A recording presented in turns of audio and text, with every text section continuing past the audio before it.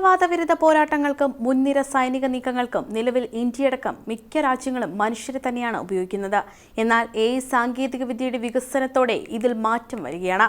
റഷ്യ-ഉക്രൈൻ യുദ്ധത്തിൽ മനുഷ്യനിയന്ത്രിതമായ ഡ്രോൺ ആയുധങ്ങൾ ഉപയോഗിച്ചിരുന്നു. ഇതിൽ നിന്നും ഒരുപടി മുന്നേറി ഹ്യൂമനോയിഡ് റോബോട്ടുകളെ നിർണായക സൈനിക നീക്കങ്ങൾക്ക് ഉപയോഗിക്കാൻ തയ്യാറെടുക്കുകയാണ് ഇന്ത്യ.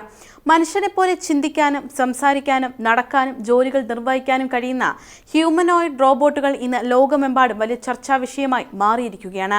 കൃത്രിമ ബുദ്ധിയുടെയും റോബോട്ടിക്സിന്റെയും അതിവേഗ വളർച്ചയാണ് ഈ സാങ്കേതികവിദ്യയെ പുതിയ ഉയരങ്ങളിൽ എത്തിച്ചിരിക്കുന്നത്. 2050ഓടെ ഈ മേഖലയിൽ മികച്ച മുന്നേറ്റം ഇന്ത്യ ലക്ഷ്യമിടുകയാണ്. തയ്യാറാക്കുന്നത് DRDO. കഴിഞ്ഞ വർഷം പൂനെയിൽ നടന്ന national workshop on advanced legged റോബോട്ടിക്സിൽ ഇതിന്റെ ഒരു പരീക്ഷണ രൂപം defence research and development organisation അവതരിപ്പിച്ചിരുന്നു. ഹ്യൂമനോയിഡ് റോബോട്ടുകൾ വരുന്നു എന്നതിനർത്ഥം പൂർണ്ണമായും മനുഷ്യ സൈനികരെ പിൻവലിക്കുന്നു എന്നല്ല.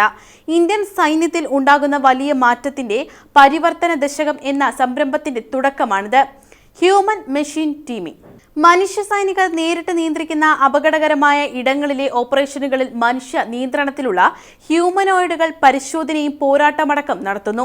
ഹ്യൂമൻ മെഷീൻ ടീമിംഗ് എന്ന ഭാവി ആശയമാണ് വരും നാളുകളിൽ നടപ്പാകാൻ പോകുന്നത്. ഇതിനായി DRDOയുടെ റിസർച്ച് ആൻഡ് ഡെവലപ്മെന്റ് എസ്റ്റാബ്ലിഷ്മെന്റ് എന്ന ലാബിലാണ് ഇവയെ രൂപകൽപ്പന ചെയ്യുന്നത്. ഇവയുടെ സ്വയം നിയന്ത്രണം, മൊബിലിറ്റി, ബാലൻസ് എന്നിവയിൽ വിവിധ പരീക്ഷണങ്ങൾ നടക്കുകയാണിപ്പോൾ. കൊടുംകാടുകൾ, കുത്തനെയുള്ള പർവ്വതനിരകൾ, തിരക്കേറിയ നഗരപ്രദേശങ്ങൾ തുടങ്ങിയ ഇടങ്ങളിൽ വീലുകളുള്ള റോബോട്ടുകൾക്ക് പ്രവർത്തിക്കാൻ പ്രയാസമായതിനാൽ മനുഷ്യരെപ്പോലെ ഇരു കാലുകളിലാകും ഈ സംവിധാനത്തിന്റെയും സഞ്ചാരം. വാതിൽ തുറക്കുക, തടസ്സങ്ങൾ നീക്കുക തുടങ്ങിയ കാര്യങ്ങളൊക്കെ ഇവ ചെയ്യും.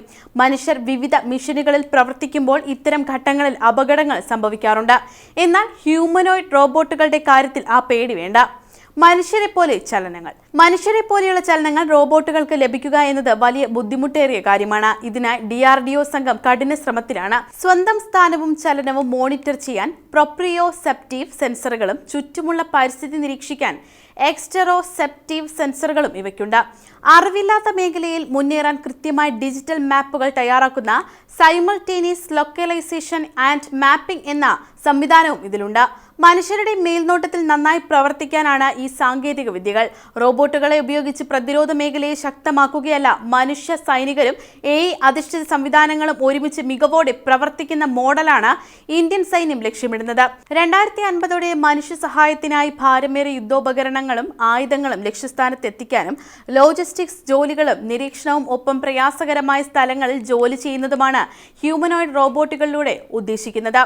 മനുഷ്യന്റെ നിർദ്ദേശപ്രകാരം പ്രവർത്തിക്കുന്ന ഡ്രോണുകളുടെ ഉപയോഗം ഇന്ന് വിവിധ മേഖലകളിൽ വേഗത്തിൽ വ്യാപിച്ചുകൊണ്ടിരിക്കുകയാണ്. മനുഷ്യനിയന്ത്രിതമായ ഡ്രോൺ എന്നത് പരിശീലനം നേടിയ ഒരു ഓപ്പറേറ്റർ റിമോട്ട് കൺട്രോളിലൂടെയോ ഗ്രൗണ്ട് കൺട്രോൾ സ്റ്റേഷനിലൂടെയോ നിയന്ത്രിക്കുന്ന ആളില്ല വ്യോമവാഹനമാണ്. ഉയർന്ന നിലവാരത്തിലുള്ള ക്യാമറകൾ, സെൻസറുകൾ, GPS സംവിധാനം എന്നിവയാൽ സജ്ജമായ ഈ ഡ്രോണുകൾ തത്സമയ ചിത്രങ്ങളും വീഡിയോകളും ശേഖരിക്കാൻ കഴിവുള്ളവയാണ്. അതിനാൽ ദുരന്ത നിവാരണം, അതിർത്തി നിരീക്ഷണം, കൃഷി, നിർമ്മാണ പ്രവർത്തനങ്ങൾ, വനസംരക്ഷണം, സിനിമാ ചിത്രീകരണം തുടങ്ങിയ മേഖലകളിൽ ഇവ വ്യാപകമായി ഉപയോഗിക്കപ്പെടുന്നു. അടിയന്തര സാഹചര്യങ്ങളിൽ മനുഷ്യർക്ക് നേരിട്ട് എത്തിച്ചേരാൻ പ്രയാസമുള്ള സ്ഥലങ്ങളിലേക്ക് ഡ്രോണുകൾ വേഗത്തിൽ എത്തിച്ചേരുകയും ആവശ്യമായ വിവരങ്ങൾ ശേഖരിച്ച് നിയന്ത്രിത കേന്ദ്രത്തിലേക്ക് കൈമാറുകയും ചെയ്യുന്ന കാഴ്ച ഒരുപാട് യുദ്ധങ്ങളിൽ നാം കണ്ടതാണ്. ഇതിലൂടെ രക്ഷാപ്രവർത്തനങ്ങൾ കൂടുതൽ കാര്യക്ഷമമാക്കാൻ സാധിക്കുന്നു. അതേസമയം ഡ്രോണുകളുടെ ഉപയോഗം സ്വകാര്യത, സുരക്ഷ, നിയമപരമായ നിയന്ത്രണങ്ങൾ എന്നിവയുമായി ബന്ധപ്പെട്ട ചില വെല്ലുവിളികളും ഉയർത്തുന്നുണ്ട്. അതിനാൽ ബന്ധപ്പെട്ട നിയമങ്ങളും സുരക്ഷാ മാർഗനിർദ്ദേശങ്ങളും പാലിച്ചുകൊണ്ടാണ് ഡ്രോണുകൾ പ്രവർത്തിപ്പിക്കേണ്ടത്. സാങ്കേതികവിദ്യയുടെ വളർച്ചയോടെ മനുഷ്യനിയന്ത്രിതമായ ഡ്രോണുകൾ കൂടുതൽ കൃത്യതയോടെയും സുരക്ഷതയോടെയും പ്രവർത്തിക്കുന്ന സംവിധാനങ്ങളായി മാറിക്കൊണ്ടിരിക്കുകയാണ്. ഭാവിയിൽ വിവിധ മേഖലകളിലെ പ്രവർത്തനങ്ങൾ കൂടുതൽ വേഗത്തിലും കാര്യക്ഷമമായും നിർവഹിക്കുന്നതിൽ ഇവ നിർണായക പങ്ക് വഹിക്കുമെന്നാണ് വിദഗ്ധരുടെ വിലയിരുത്തലും.